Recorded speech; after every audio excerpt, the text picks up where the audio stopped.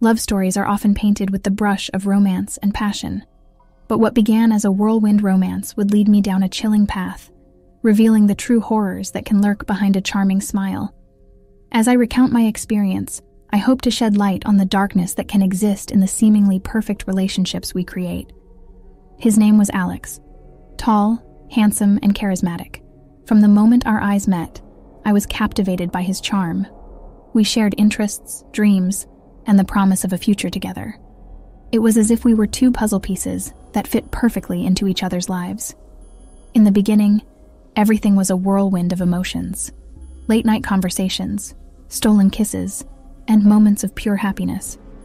But as the months passed, subtle changes began to surface. He became possessive, jealous of my time with friends and family.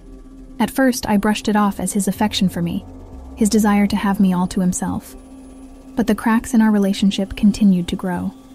He would check my phone when I wasn't looking, questioning my interactions with male friends. The once passionate arguments escalated into heated confrontations that left me feeling drained and isolated. Still, I clung to the memories of the good times, convincing myself that love was enough to conquer any challenges. One evening, as I walked home from work, a sense of unease settled over me. The air felt heavy, laden with an energy that seemed to whisper of danger. I pushed the feeling aside, chiding myself for letting my imagination run wild. But as I entered our apartment, I knew something was amiss. The lights were dim, the atmosphere tense. I called out for Alex, my voice echoing through the silence. And then, from the shadows, he emerged, his expression a mix of anger and accusation. "Where have you been?" he spat, his voice dripping with venom. "I was at work," I replied, my voice trembling. He advanced toward me, his eyes blazing with an intensity that sent shivers down my spine. "Don't lie to me. I know where you've been." My heart raced as he accused me of things I hadn't done, his words laced with jealousy and suspicion. It was as if he had become a stranger, his anger a frightening force that seemed to consume him.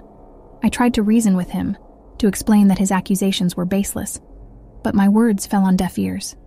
The argument escalated, each word a dagger that cut deeper into my heart.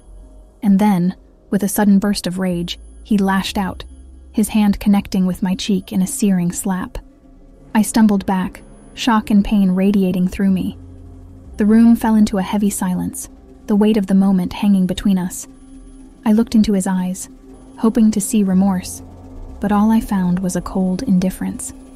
In that moment, the reality of the situation hit me like a wave. The man I had loved, the man I thought I knew, was capable of cruelty beyond my imagination. Tears streamed down my face as I realized that I couldn't stay in this relationship any longer.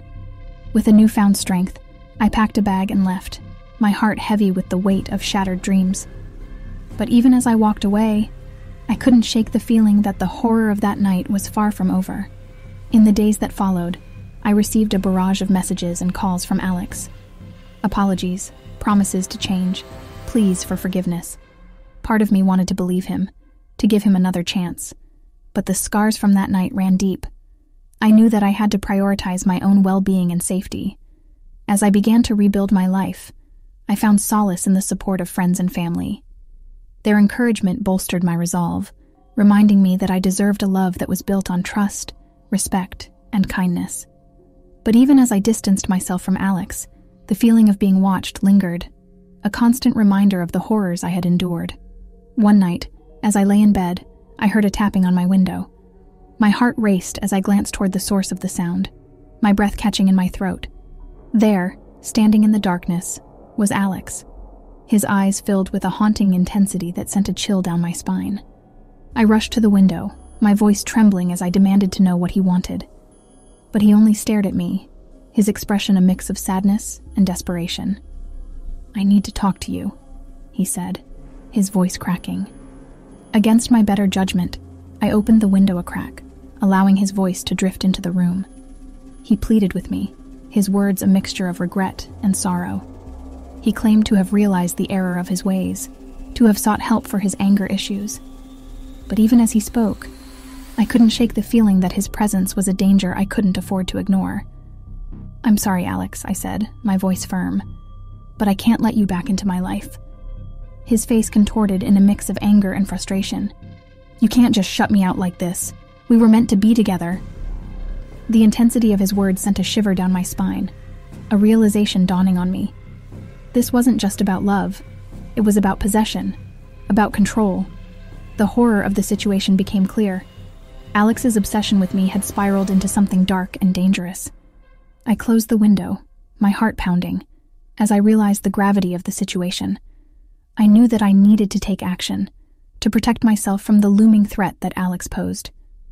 With the support of my loved ones, I filed a restraining order against him, documenting the incidents of harassment and abuse.